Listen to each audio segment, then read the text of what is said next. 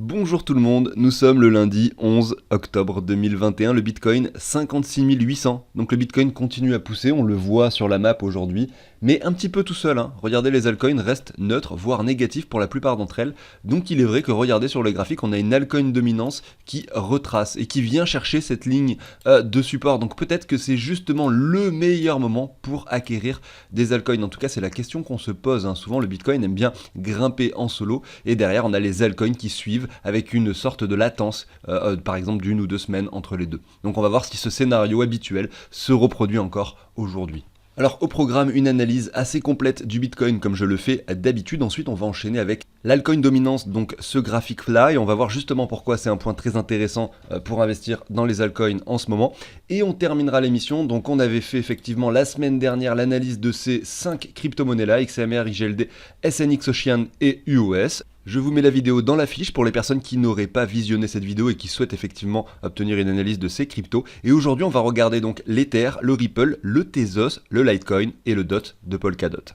Ceci étant dit, si le contenu vous plaît au quotidien, bien sûr, n'hésitez pas à vous abonner. Vous avez sur chacune des vidéos, regardez ici directement le bouton pour pouvoir s'abonner. Vous pouvez également activer la petite cloche pour ne pas manquer les émissions quotidiennes. Je vous passe la petite intro et je vous dis à tout de suite.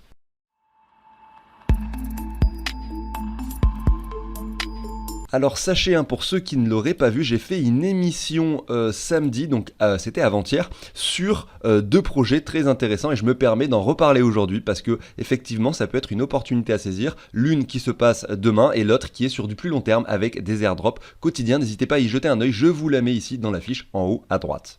Alors on commence sur le Bitcoin avec un graphique épuré, on n'a pas de ligne de tendance, on n'a rien là-dessus, on essaye simplement de regarder ce qui se passe sur le cours.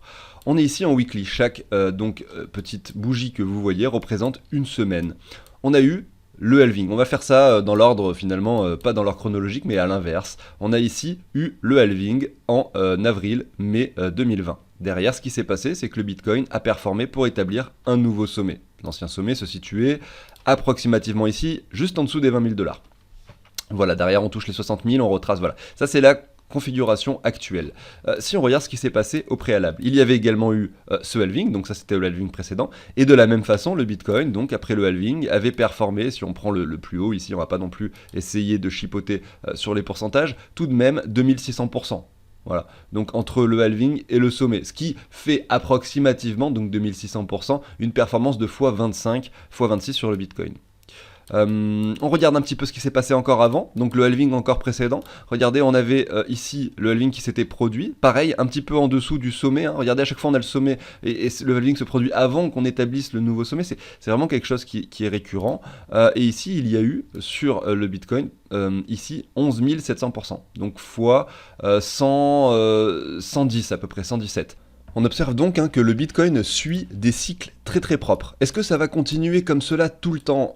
Est-ce que les cycles vont être tout le temps respectés avec les halvings, les nouveaux sommets, les retracements?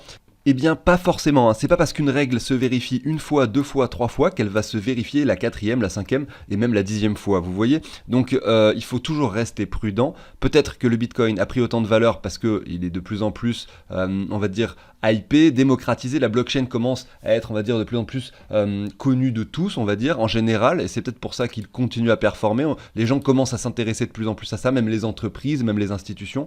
Qu'est-ce qui se passera dans 10 ans? On n'en sait rien. Peut-être que le Bitcoin, lui, aura atteint un sommet très important, les 1 million de dollars par exemple, et que derrière, il va retourner au niveau des 100 000 et pour se stabiliser plutôt entre 100 et 200 000. Vous voyez, c'est impossible de prédire ce qu'il va se passer, il faut en rester conscient.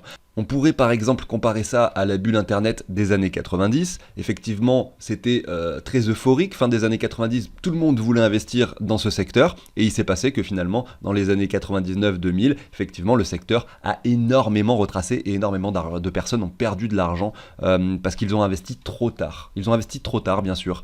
Ils pensaient que ça allait continuer à monter puisqu'il y avait des performances exceptionnelles sur 5 à 10 ans et finalement, ça n'a pas été le cas. Donc c'est pour ça, je préfère mettre un point d'alarme là-dessus. Et c'est pas parce qu'on a des crypto-monnaies qui montent en ce moment que ça va éternellement monter. Regardez, hein, j'appuie mes propos sur la bulle internet, je viens d'aller vérifier parce que j'avais peur d'avoir dit une bêtise, la période d'euphorie entre 95 et 2000 et le crash boursier de 2001 à 2002. Alors, regardez le graphique du Nasdaq, qui est donc l'indice qui réunit toutes les entreprises de façon générale qui concernent les technologies, les nouvelles technologies.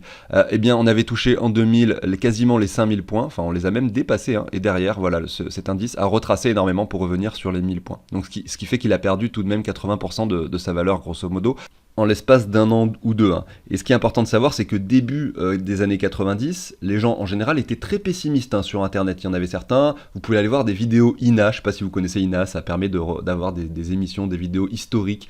Et là, il y avait des personnes, par exemple, qui étaient interviewées et qui expliquaient que voilà, ils étaient très pessimistes à propos d'Internet, ils pensaient que ça n'allait jamais fonctionner, etc. Alors qu'effectivement, c'était le meilleur moment pour investir dans les sociétés qui développaient des technologies liées à Internet. Et tout ça, ça me fait énormément penser à la blockchain et aux crypto-monnaies. Il y a 2 ans, quand j'ai commencé à investir, je peux vous dire qu'à chaque fois que je parlais de ça à quelqu'un, on me disait « Ah mais ça c'est le truc pour le blanchiment d'argent, ça c'est pour les escrocs, pour les trafiquants de drogue ». Aujourd'hui, les gens ont un petit peu changé, disons, leur façon de penser, puisque beaucoup commencent à s'intéresser, à se rendre compte qu'en fait, cette technologie peut être intéressante. Malgré tout, ça reste un nombre de personnes très limité. Et lorsqu'on aura toutes ces technologies qui seront installées dans notre vie de tous les jours sans même que l'on s'en rende compte, que lorsque l'on utilise par exemple sa boîte de messagerie, il y a des choses qui passent par la blockchain mais vous ne le savez même pas. Lorsque vous allez faire une transaction en euros dans un commerce, en fait il y a une blockchain derrière qui fonctionne pour sécuriser les données, etc. mais vous le savez même pas. Lorsque vous voyagez pareil, vous allez utiliser la blockchain pour votre carte d'identité, mais ça va être sur une application, vous allez même pas vraiment le savoir. Il y a des personnes qui ignoreront tout ça en fait finalement. Je dis pas que ça va se produire comme ça, là je spécule sur le fait que ça puisse effectivement encore se développer et être intégré dans notre vie de tous les jours. Et bien quand ça sera le cas, quand ça sera intégré dans notre vie de tous les jours, ça sera comme les années 2000 pour Internet, quand c'était déjà bien intégré, et à ce moment-là, il faudra bien sûr penser à revendre à peu près tout ce qu'on a et garder seulement un petit pourcentage au cas où, hein. Moi j'aime bien toujours garder des petits pourcentages, mais voilà, ce sera peut-être le moment où il y aura un énorme retracement sur le Bitcoin, qu'il ne fera plus de nouveaux ETH pendant peut-être une période de 10, 15, 20 ans, vous voyez, et qu'effectivement vous auriez eu bien raison d'avoir revendu la grosse partie, la grosse majorité de vos cryptos lorsque vous aviez énormément de bougies vertes et qu'on était sur une euphorie totale. Voilà, donc je retourne sur le Bitcoin ici, on va aller l'analyser du coup sur une période de temps plus courte, assez rapidement, puisque finalement j'ai beaucoup parlé d'autres choses aujourd'hui en faisant une analyse un peu plus globale et générale, en essayant de m'extraire du marché pour voir ça de façon globale. Je pense que c'est là finalement plus important que d'aller voir des graphiques en 1 heure. Hein. Ça permet d'être moins touché émotionnellement par les fluctuations et les volatilités assez importantes du marché, surtout dans ce secteur. Ici, on a un Bitcoin à 56 400 $. On a touché les... tout à l'heure, on était à 56 700. Là, on vient de retracer un petit peu légèrement. On voit ici sur ce graphique, sur Bitstamp, qu'on a une grosse bougie rouge qui s'est dessinée. Elle n'apparaît pas sur les autres plateformes. Voilà, bon, ça c'est juste quelque chose que j'ai notifié, mais pas forcément d'intérêt là-dessus. On voit que le Bitcoin a touché déjà la première target de hausse, la deuxième. On a une troisième target ici entre les 85 et les 90 000 $ grosso modo. Avec les Fibo, on avait identifié tout ça ensemble. On a l'impression que là, le marché est en train de pousser assez fort, assez vite. On a un Crypto Fear and Greed à 71, donc c'est pas encore l'euphorie totale. Hein. On a encore une marge de manœuvre à la hausse, j'ai l'impression. J'aurais pensé effectivement que là, avec cette... alors, la poussée, elle date de quand? Faut voir ça, parce que le Crypto Fear and Greed, il s'actualise tous les jours. Effectivement, il ne prend pas en compte cette poussée. Donc, à voir demain où est-ce qu'on se situe, si on vient plutôt aux alentours des 80, ou si on reste plutôt vers les niveaux actuels, donc sur les 70. En tout cas, ce qui est sûr, c'est qu'on commence à entrer quand même en euphorie de marché. On a une hausse effectivement qui est selon moi un peu précoce, comme je l'ai répété plusieurs fois, puisque regardez, si on reprend un Fibo qui récupère cette hausse, on n'est pas venu chercher les 61,8. Alors faut admettre qu'on n'est pas très loin tout de même. Hein. Regardez sur cette bougie, on est revenu au 0,5 tout de même. Mais voilà, vous voyez, on n'a pas quelque chose de très propre, avec un W qui se serait dessiné avec un retour sur les 61,8. Voilà. Donc c'est à ça finalement que je m'attendrai à l'avenir avant une poursuite haussière. Malgré tout, effectivement, je n'en ai aucune idée, on ne sait pas ce qui se passera. Mais peut-être, donc on va reprendre un Fibo qui récupère cette baisse cette fois-ci. Voilà, donc là on visualise aujourd'hui qu'on est dans cette zone de rechargement. Donc c'est une zone de résistance forte. Vous voyez ici entre les 57 300 et les 51 000 $. Donc ça fait quand même une marge de 6 000 $, on est d'accord. Mais c'est une zone de résistance forte et on y est, on est dedans. Donc je m'attends à ce que sur le niveau actuel, il y ait pourquoi pas un petit retracement. Et ce retracement, il pourrait s'opérer et avoir pour effet finalement un Bitcoin qui retourne dans la zone de rechargement matérialisée ici un petit peu plus bas, qui augmente à chaque fois, hein, qui augmente en niveau. Regardez, cette fois-ci, c'est plutôt entre les 35 et les 40 000, hein, vous le voyez, on est plutôt entre les 35 et les 40 000, alors qu'on était entre les 38 et les 34 il n'y a pas longtemps. Plus on monte, et plus cette zone de rechargement va monter avec. C'est logique. Et derrière, on a également cette ligne. Alors, je vais me mettre en weekly peut-être pour mieux la visualiser. Regardez cette ligne de tendance qui est venue chercher 2 fois le Bitcoin, à la fois à cet endroit-là, et à la fois à cet endroit-là. Et donc cette zone de rechargement correspondrait en plus à cette ligne de tendance. Voilà mon avis sur le marché. J'ai du mal à croire finalement que l'on vienne chercher un nouvel ATH et qu'on vienne dépasser les 64 000 directement sans avoir de retracement. Mais je peux me tromper bien sûr, hein. Je suis juste là en train de faire de la spéculation sur ce que pourrait produire le cours. Voilà, et il est effectivement possible que plein d'autres scénarios se produisent, comme par exemple sur cette zone de résistance dans laquelle on est, avoir un Bitcoin qui retrace, mais au lieu de revenir au 61,8, il pourrait très bien revenir au 38,2 seulement. Donc si vous êtes investisseur dans le Bitcoin, essayez de choper les bougies rouges avec des achats sur des paliers, hein. N'allez pas forcément tout miser sur cette zone là, parce que si le Bitcoin finalement s'arrête, regardez, à 42 000 et que vous aviez mis votre ordre à 40 000, vous allez être dégoûté de ne pas être entré dans le marché si derrière on vient toucher les 100 000, hein. Donc c'est bien de se mettre des paliers et de se garder de la liquidité pour investir plus bas, mais tout de même être sûr de rentrer dans le marché de cette façon. Voilà, j'en ai fini avec le Bitcoin, on enchaîne directement avec la suite. Donc aujourd'hui on va analyser ces 5 cryptos là ici de Ether jusqu'à DOT. Tout simplement ça fait partie du portefeuille fictif que l'on fait ensemble depuis novembre. La dernière émission j'avais analysé les 5 dernières, aujourd'hui je fais celle-ci. On voit que sur ce portefeuille on a investi pas mal d'argent dans les cryptos, 10 000, c'est un portefeuille fictif. Il y a eu des achats par palier depuis novembre et on se porte plutôt pas mal, hein, avec les 10 000 euros d'investissement. On est aujourd'hui à 32 000 sur le portefeuille avec 22 000 quasiment de gains tout simplement. À savoir également que c'est un tableau que vous avez à l'écran, hein, que je vous partage. Vous allez pouvoir ajouter toutes vos crypto-monnaies tout simplement en marquant leur trigramme ici. Le trigramme, c'est simplement les lettres qui les caractérisent. Par exemple, Mana. Bah voilà, je rentre cette crypto là, automatiquement son prix vient être récupéré en dollars, en euros. Vous pouvez en mettre jusqu'à 200, vous mettez toutes vos crypto-monnaies. Derrière, vous allez dire combien vous possédez de chacune. Donc là, je viens d'ajouter Mana, ça s'est ajouté sur les autres onglets automatiquement. Vous allez dire voilà, du Mana, j'en ai 100 sur cette plateforme, j'en ai 50 ici, etc. en fonction des plateformes que vous avez. Et automatiquement, vous savez combien vous avez du coup de Mana en dollars, en euros, de crypto en général, le pourcentage ici représenté par rapport au portefeuille total. Ça compare ça à votre investissement de départ, ça vous dit vos gains, tout ça.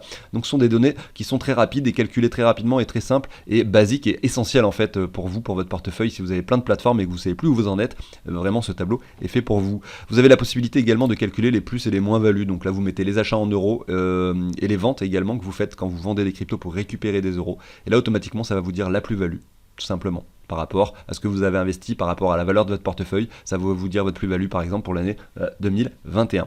J'en ai fini avec cette petite explication du tableau. Vous avez sous chacune de mes vidéos finalement donc la possibilité de cliquer sur un lien où j'explique beaucoup mieux cette vidéo. Vous voyez, donc c'est le lien qui se situe ici. Tout simplement, j'explique mieux le tableau. Et là, le lien pour faire les donations, pour obtenir le tableau, vous allez tomber sur le site de Cryptorganize. Voilà pour ça. On enchaîne avec l'altcoin dominance. Avant d'aller regarder les 5 cryptos, c'est toujours bien de voir où est-ce qu'on se situe. Est-ce que c'est intéressant finalement en ce moment d'acheter des altcoins ou non? C'est aussi ça qui est important. Eh bien, quand on regarde le graphique, c'est ce que je vous montrais tout à l'heure en tout début d'émission, effectivement on est sur un niveau important. Effectivement là j'ai un graphique qui est en logarithmique, non il n'y est pas encore, voilà, là je l'ai mis en logarithmique, on voit qu'on a cette ligne qui est très forte. C'est une ligne qui était une ligne donc de résistance qu'on a cassée par le haut, on vient s'appuyer dessus une fois, deux fois. On peut la percer par le bas, attention, c'est pas parce qu'on résiste dessus, qu'on est supporté par cette ligne, que le cours ne va pas forcément aller plus bas ou plus haut. Regardez ici on l'a cassé, et on peut très bien la casser une deuxième fois, par le bas cette fois-ci. Malgré tout, on a des bougies rouges, et quand on veut investir, c'est toujours mieux de le faire quand c'est le cas, quand on a des bougies rouges. Si on reprend également cette hausse, eh bien regardez, on va faire ceci, tac. On va faire cela, tac, bim. Il faut toujours se garder de la liquidité pour acheter plus bas, hein, si ça arrive, si par exemple on casse cette ligne par le bas. Malgré tout, on voit qu'on est revenu au 23,6. Si on a un Bitcoin qui continue à monter et qu'effectivement on vient chercher un nouvel ATH, etc., mais il est fort probable finalement que les altcoins viennent surperformer le Bitcoin dans les semaines qui viennent et à ce moment-là avoir quelque chose qui se dessine comme cela. Malgré tout, si on a un Bitcoin qui est un peu plus hésitant, qui retrace, comme par exemple dans notre zone de rechargement dont on a parlé tout à l'heure, entre les 39 et les 35 000, si ce scénario-là se produit, il est possible effectivement que là on retrace un peu plus profondément sur l'altcoin dominance. Voilà, il faut rester prudent par rapport à tout ça, mais malgré tout, voilà, on observe que le Bitcoin monte, mais que les altcoins ne performent pas en ce moment. Et ça c'est intéressant, c'est un signal qui peut nous faire penser que les altcoins vont suivre la tendance du Bitcoin, mais par la suite. C'est ce qu'on observe, il y a toujours une semaine ou deux de latence de façon généralisée. Allez, c'est parti, on enchaîne. On commence avec l'Ether, regardez, qui est à 3600 $. Donc lui, le moment où il a fait quasiment, donc il a fait un double top ici, il a touché les 4000, c'était en août 2021. On l'a vu sur le Bitcoin, regardez en août 2021, nous étions là. Donc effectivement, on a un Bitcoin qui monte plus haut ici, avec en revanche un Ether qui lui ne fait pas de nouveau sommet pour l'instant, donc on est plutôt sur une tendance baissière par rapport au Bitcoin, hein. C'est assez logique. On va regarder son graphique par rapport au Bitcoin, effectivement voilà, il dessine un M. Son graphique ressemble à celui de l'altcoin dominance, qui est assez logique, puisque c'est le leader des altcoins, il a une capitalisation énorme. Regardez, je peux prolonger cette trendline finalement, alors qu'il n'est pas forcément très bien positionné, voilà, sur laquelle on voit que sur l'Ether on vient casser par le bas, donc voilà, c'est un peu différent de ce que l'on a constaté juste avant sur l'altcoin dominance. Et si on reprend un Fibo qui récupère cette hausse finalement, regardez cette hausse d'assez longue durée, hein, qui a commencé en septembre 2019 tout de même, hein, ça fait un petit moment, et bien regardez, voilà, on n'est même pas revenu sur les 38,2, encore moins la zone de rechargement, etc. Donc oui, hein, tant que l'Ether ne vient pas casser ces niveaux, il n'y a rien qui nous dit qu'on pourrait revenir dans cette zone de rechargement. En plus de ça, on a regardez cette trendline qui vient chercher plusieurs fois les cours. Alors là, bon, on a eu des petits excès baissiers sur ces niveaux-là, mais vous voyez pourquoi pas revenir également sur cette trendline. Bon, c'est à suivre, hein. Si le Bitcoin performe énormément, vient chercher un ATH et effectivement va très vite, très haut, excusez-moi, il est possible que l'Ether par rapport au Bitcoin retrace un petit peu en ayant un Ether qui stagne par rapport au dollar tout simplement, qu'on réintègre cette zone. Mais on verra ce qui se passe. Pourquoi pas imaginer directement un nouveau sommet, en tout cas sur du plus long terme. Ce qui est sûr, quand on reprend cette baisse finalement d'assez long terme, c'est que la zone de rechargement, enfin la zone finalement de résistance importante est plus haute, ici, entre les 61,8 et les 78,6, à cet endroit-là. Vous voyez, là je l'ai dessiné ici, entre les 0,10 et les 0,12 Bitcoin. Et si ça arrive, et qu'on a par exemple un Bitcoin qui monte avec un Ether qui monte par la suite, on a un Bitcoin admettons à 80 000, et bien regardez, on fait 80 000 fois 0,12, ça nous ferait un Ether à 9600 $, tout simplement. Donc cette zone est très intéressante et il est vrai que ça pourrait arriver à l'avenir. Voilà pour l'Ether, j'enchaîne avec XRP. Moi, ce que j'aime bien sur ce graphique d'XRP par rapport au Bitcoin, c'est qu'on est très bas, qu'on latéralise, et qu'en plus de ça, il y a une jolie ligne qu'il faut venir casser pour avoir une confirmation haussière. Cette ligne-là, regardez, elle vient chercher les cours à cet endroit-là, sur cette mèche-là, et sur cette mèche-là. On n'arrive pas à casser cette ligne. Et il faut effectivement qu'elle casse, il faut qu'on la break par le haut pour estimer avoir derrière une hausse assez importante sur XRP. En ce moment, XRP suit simplement le marché, hein. Par rapport au Bitcoin, il ne fait rien. C'est-à-dire que si le Bitcoin monte, bah lui, il va monter également. Si le Bitcoin descend, il va descendre également. Mais il n'a pas de personnalité, on va dire. Il n'a pas sa personnalité propre qui fait qu'il va effectivement exploser par rapport au Bitcoin et dans ce cas-là, avoir des performances très intéressantes.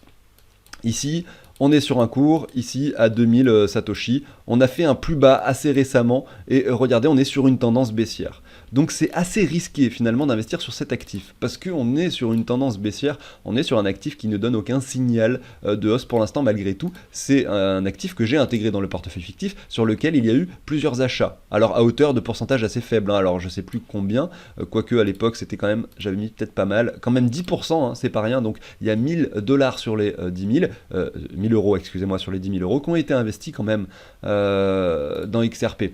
Alors ici voilà, moi ce que je m'attends à voir, si on veut estimer que cet actif pourrait grimper, c'est une cassure de cette ligne sur le graphique par rapport au Bitcoin, derrière un retest, et là à ce moment-là, il y a une zone d'achat très intéressante sur le retest, à cet endroit-là. Même sur la cassure, mais c'est dur d'acheter une cassure parce que généralement le cours monte très fort, très vite par la suite. C'est mieux de se mettre un ordre, bim, pour essayer de choper le retest. Alors là, je suis sur, effectivement, je parle si vous l'achetez avec du Bitcoin, hein, mais on peut regarder son graphique par rapport au dollar pour essayer, par exemple, admettons, on vient casser cette ligne-là, et bien à ce moment-là, vous allez essayer de chercher des achats par rapport au dollar à cet endroit-là, vous voyez, ça revient au même en fait. Vous pouvez faire vos analyses comme vous voulez et l'acheter avec ce que vous voulez.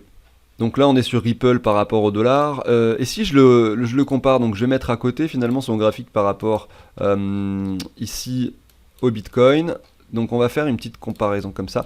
Moi je me dis que voilà, si on vient donc casser cette ligne, donc essayez de l'imaginer, hein, là elle est plus présente, on la casse par le haut, ça pourrait représenter sur le cours par rapport au dollar, finalement ça pourrait représenter un nouveau sommet ici, hein. Donc ça serait également une confirmation peut-être d'une poursuite haussière avec enfin une cassure du niveau précédent, de l'ATH précédent.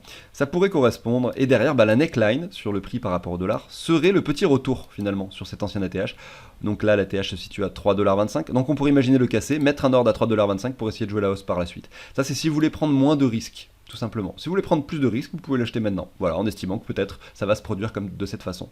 On continue avec Tezos XTZ ici, toujours par rapport au Bitcoin, et on voit qu'on a une grosse bougie rouge par rapport au Bitcoin, ce qui n'est pas très étonnant, il a énormément performé ces dernières semaines, il y avait beaucoup de bougies vertes, c'est forcément pas les meilleurs moments d'acheter, on n'achète pas sur des bougies vertes, hein, vous le savez. Là derrière, qu'est-ce qui se passe? Le retracement. Est-ce que justement il y a une opportunité à saisir? Eh bien là, de façon assez simple et assez claire, hein, juste de façon structurelle, on observe le W, donc un plus bas à cet endroit-là, un sommet, un plus bas qui est moins bas que le précédent, avec derrière une cassure, une confirmation du W, et le retour sur la neckline. Et le retour sur la neckline qui semble assez propre. On va essayer de voir si c'est si propre que ça. On va se mettre une ligne horizontale finalement qui reprend... Alors, on va voir, on va même se mettre sur une droite comme ça et on va reprendre le sommet comme ça. Vous voyez. Donc c'est quasiment très très propre. Sur les corps de chandelle, du coup on a quasiment un retour pile poil sur la ligne finalement de neckline, donc la ligne de cou. Malgré tout c'est pas le cas, mais bon, peu importe, hein, regardez les niveaux actuels, semble pertinent pour une continuation haussière sur cet actif qui semble enfin dessiner quelque chose de positif par rapport au Bitcoin. Et ça n'a pas été le cas jusqu'à maintenant. Regardez son sommet de 2018, il était très élevé. Donc ça fait partie. Je le place dans la catégorie des cryptos qui n'ont pas encore performé, qui ont un potentiel énorme et qu'effectivement il peut être intéressant d'acquérir sur des petites quantités pour diversifier, pour pourquoi pas espérer un x50. Voilà, c'est encore quelque chose que je me dis possible sur cet actif. On continue avec le Litecoin qui a l'air d'être extrêmement bearish ici par rapport au Bitcoin, hein. Regardez là en 2018 il avait touché ce sommet aux alentours des 0,02 Bitcoin, tout simplement. Et aujourd'hui il se trouve ici, ou plutôt aux alentours des 0,0032 Bitcoin.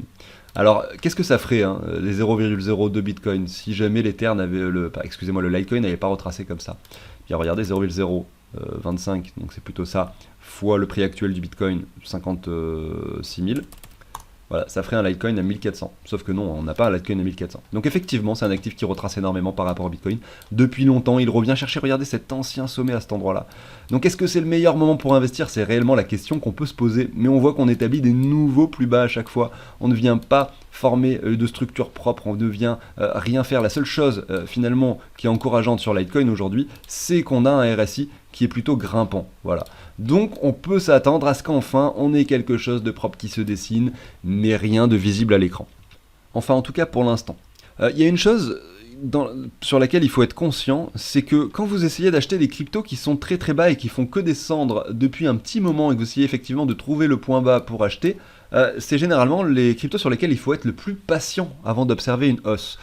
Alors que si vous achetez une crypto qui est déjà en train de monter, le résultat peut être beaucoup plus rapide puisque nous sommes en plein dans une hausse et donc vous pouvez avoir un résultat très rapide. Ceci dit, vous prenez plus de risques en achetant quelque chose comme ceci parce que derrière il peut y avoir un retracement aussi important. Et ce qu'il faut essayer de comprendre et d'estimer, c'est la valeur intrinsèque de l'actif. Est-ce que nous sommes dans une bulle spéculative ou non? Est-ce que les gens sont plutôt en euphorie et dans ce cas-là achètent juste pour acheter parce qu'ils veulent faire comme les autres ou non? Et si c'est le cas, eh bien vous ne pouvez pas jouer du long terme en achetant un actif qui fait que de monter. Alors que sur un actif comme celui-ci, qui est très baissier depuis très longtemps, on peut essayer d'acheter pour du long terme, tout simplement d'investir en fait. On parle d'investissement et non de spéculation. Quand vous allez acheter quelque chose qui est haussier pour jouer une hausse, vous êtes dans de la spéculation pure, bien sûr. Bref, je ne sais pas si vous avez bien saisi la différence, mais là on observe sur Litecoin qu'il y a peut-être une opportunité à saisir. En tout cas avec un petit pourcentage de son portefeuille, puisque les performances peuvent être extrêmement intéressantes par la suite.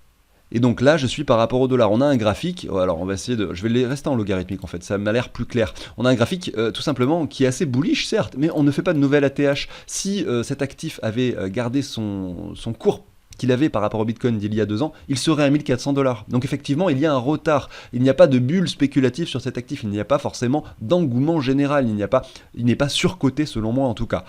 Et c'est ce qui est intéressant en plus, c'est qu'on a formé ce W sur du long terme, on l'a cassé et on est revenu chercher la neckline. Donc structurellement parlant, en plus d'être un actif qui est selon moi sous-coté, eh bien vous avez un joli point d'achat qui a été atteint à cet endroit-là.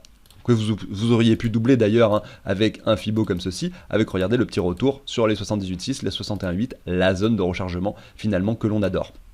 Donc voilà, à voir ce qui va se passer sur cet actif qui est donc le Litecoin, mais de mon côté, j'en ai en fond de portefeuille au cas où s'il se mettait finalement à performer. Voilà pour ça, j'enchaîne avec du coup le dernier, ça sera le DOT. Par rapport au Bitcoin, on est ici sur un graphique en weekly, on va se mettre en journalier. C'est un actif qui n'existe pas forcément depuis très longtemps. Regardez ici, c'était le mois de septembre-août 2020 lorsqu'il a été listé ce token. Derrière, il y a eu une performance énorme parce que c'est un projet énorme en général avec des personnalités derrière qui ont travaillé sur Ether, qui sont vraiment dans la partie, dans la blockchain et qui savent de quoi ils parlent. On est sur un projet vraiment très très puissant. Donc forcément, il y a eu un engouement énorme. Là, on pouvait parler effectivement de bulle, parce que quand un actif est listé et que peu de temps après, il prend, donc par rapport au Bitcoin, regardez, tout de même 300% très rapidement, alors que le Bitcoin, lui, n'était pas en train de performer à ce moment-là. Derrière, il retrace et il retourne très très bas. Effectivement, il commence à former le W. C'est là où on a commencé à l'étudier pour le portefeuille fictif. C'est d'ailleurs à ce moment-là qu'on avait commencé à en acquérir. Il monte à nouveau, il fait un sommet plus haut que le précédent par rapport au Bitcoin. Donc là, c'est pas du tout similaire au graphique du Litecoin. Il est plutôt encourageant ce graphique que l'on voit par rapport. Derrière, il retrace à nouveau, regardez ici, et comme d'habitude, je suis pas prêt à parier que c'est la zone de rechargement. On met le Fibo, voilà, on a touché les 78,6. On a formé une sorte de W, c'en est pas vraiment, j'ai vu qu'on avait fait un plus bas, mais bon, c'est pas grave, des fois, vous le savez, ça se forme pas forcément toujours comme on veut. Et derrière, bim, la poussée supplémentaire. On n'a pas de nouvelle ATH encore, on a ce retracement qui s'opère. Je zoome un peu pour essayer d'observer jusqu'où on est revenu sur ce retracement. Voilà, on a touché les 0,5, on n'a pas fait encore les 0,6 et les 78,6. Si vous êtes investisseur sur Polkadot et que c'est un actif que vous voulez absolument pour diversifier, eh bien vous pourriez essayer de l'acheter là dans cette zone de rechargement. Peut-être les cours actuels, on a quand même quelques bougies rouges, ça reste pourquoi pas intéressant. On va aller voir son prix par rapport au dollar pour essayer d'identifier les zones d'achat éventuelles. Et bien c'est pareil, on est assez bullish sur DOT par rapport au dollar. Il se situe à 35 $, là son ATH est de 50 $. C'est effectivement un actif très volatile, on est dans le secteur des crypto-monnaies, vous le savez, donc ça paraît énorme la différence entre 35 et 50. En fait ça l'est pas pour cet actif, tout simplement ça l'est pas. Regardez, il n'y a pas si longtemps il était à 10 $. Et là on voit qu'il y a eu un vrai joli V-bottom, vraiment c'était pas propre du tout. Moi je resterai prudent sur cet actif quand je vois qu'on n'est pas loin de l'ATH, qu'on est sur 10 bougies quand même assez vertes par rapport au dollar, qu'on a, regardez ici, encore la possibilité d'aller chercher ce point de cette zone de rechargement pour former le W entre les 21 et les 16. Je ne me pencherai pas personnellement aujourd'hui sur cet actif pour investir. Après, libre à vous de faire un petit peu comme vous voulez, mais selon moi ça reste assez risqué. Je pense que je mettrai plutôt des occasions, des alertes et des achats plus bas, et je me dirais tant pis si ça n'arrive pas, j'en aurai jamais dans mon portefeuille. J'en ai fini pour les analyses de ces 5 cryptos. Alors excusez-moi, c'est plutôt ici les 5 cryptos dont je vous parlais. On va enchaîner du coup avec la partie trading avant de clôturer l'émission. Vous le savez, à chaque fois je vous parle de trade que j'essaye de faire en fin d'émission, et comme j'ai l'habitude de dire, c'est quand même quelque chose d'assez risqué de trader sur du court terme, et finalement d'assez difficile à faire. Donc je m'essaye un peu avec vous. Il y a toute cette partie de risk management et savoir de combien on risque à chaque fois qu'on fait un trade. Ça c'est la chose la plus importante pour rester dans la durée finalement. Mais malgré tout, il faut rester conscient que ça reste un peu plus hasardeux que de faire de l'investissement, de se renseigner sur un projet et d'investir, de vraiment investir dans quelque chose sur lequel on croit. Voilà. Là on parle vraiment d'essayer d'acheter ou de vendre un marché qui, voilà, on peut même profiter d'une baisse pour gagner de l'argent. On parle vraiment de quelque chose de très spécifique, bien sûr. Bref, mon trade, le trade que j'ai ouvert, je l'ai ouvert à 53 300 sur le Bitcoin en espérant une baisse. Et j'utilise pour trader la plateforme Binance Future. Ici, on est sur une plateforme sur laquelle j'avais mis 1000 € pour pouvoir trader avec vous. Aujourd'hui, on a un trade en position avec une perte latente de 33 $, puisque le cours n'est pas parti dans le sens du trade que l'on avait initié ensemble. J'ai fait une émission où j'ai fait comme une sorte de tutoriel pour vous montrer comment cette plateforme marche. Également, je vous ai parlé des petits tableaux que j'utilise moi pour savoir combien je risque à chaque fois que je lance mon trade. Je parle de toute cette notion de money management qui est très importante lorsque vous tradez, et vous allez trouver dans la description, alors là il n'y a pas, mais un lien effectivement où je vous ramène sur le timer pile poil de cette vidéo où il y a toute cette explication. Ceci étant dit, j'avais ouvert un trade avec vous sur du court terme, et ce qu'il faut savoir, c'est que j'avais fait une entrée en position donc à 54 300, et que lorsque j'ai écrit, d'ailleurs c'est visible dans ma vidéo, j'avais marqué 53 000 et j'avais validé en fait. Et du coup, eh bien mon risque de 4%, eh bien finalement est passé à un risque de 5%, parce que je risque de perdre 50 $ sur ce trade plutôt que 40. C'est mon erreur, et c'est simplement aussi pour vous dire qu'on fait facilement des erreurs lorsqu'on utilise ce genre de choses. Il faut faire attention, ne pas se tromper également sur le bouton si vous faites un short ou un moins longue, sinon ça peut ouvrir une position directement que vous ne vouliez pas. Il y a plein de choses effectivement qui sont dangereuses. Derrière, vous avez le retracement, donc ici entre le mois d'avril ici et le mois de juillet 2021. On a un Fibo qui reprend toute cette hausse et j'avais estimé mon stop loss sur ce trade au-dessus des 78,6 de Fibo. Vous voyez qu'aujourd'hui on est revenu dans la zone de rechargement. On est en haut de cette zone de rechargement au 78,6. Si jamais on la casse par le haut, eh bien j'aurais perdu mon trade. Voilà, c'est comme ça que j'ai positionné mon risque et mon stop loss. Et ce que j'ai estimé, c'est que l'on pouvait sur ce trade avoir un Bitcoin qui retrace. Alors jusqu'où est-ce qu'on pourrait retracer? Effectivement, on pourrait se mettre le Fibo comme ceci, en essayant d'attendre qu'un sommet se fasse. Si effectivement on dépasse et qu'on touche le stop loss, bah c'est terminé, le trade est perdant. Mais dans le cas où ça n'arrive pas et que là on commence à avoir un cours qui retrace, et à ce moment-là on pourra se mettre un Fibo comme ceci et estimer jusqu'où est-ce que le cours pourrait descendre. Et là en fonction de ça, vous pouvez positionner votre take profit. Ce qui est très important, c'est le stop loss, parce que vous savez ce que vous risquez exactement. C'est ce que j'expliquais justement dans l'émission de présentation sur le trading, que je vous ai mis dans la description. Enfin voilà, on suivra avec attention ce qu'il se passe sur ce trade, si effectivement on touche le stop loss ou finalement si le Bitcoin souhaite retracer dès maintenant. On va pas se mentir, ça semble mal barré pour ce trade, mais des fois ça peut arriver qu'on vienne chercher pile poil, vous voyez, des niveaux de Fibo et derrière avoir des retracements, et dans ce cas-là, eh bien ça pourrait quand même être un trade gagnant. Voilà, on ne sait pas, il faut rester patient jusqu'au bout avant finalement de conclure quelque chose sur un trade. J'en ai fini avec l'émission du jour, n'hésitez pas au passage à vous abonner, à liker si le contenu vous plaît bien évidemment, et on se retrouve très bientôt sur la chaîne, probablement demain. Salut tout le monde.